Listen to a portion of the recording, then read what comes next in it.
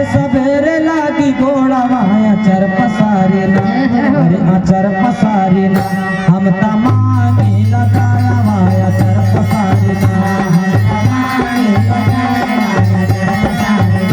भोला मांगी लगाया माया चर पसारी ना, हम तमांगी लगाया माया चर पसारी ना।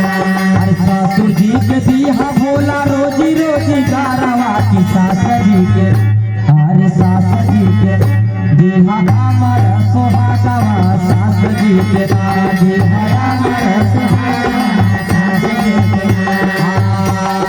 जेठाऊ के दिहा भोला रोजी रोजी गारवा जेठानियों के ना, अरे जेठानियों के ना मांगे अमर सोहागवा जेठानियों के ना, मांगे अमर सोहागवा जेठानियों के ना।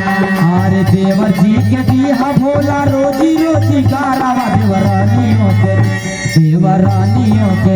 दिहा गोदिया मेला लाना देवरानियों के ना।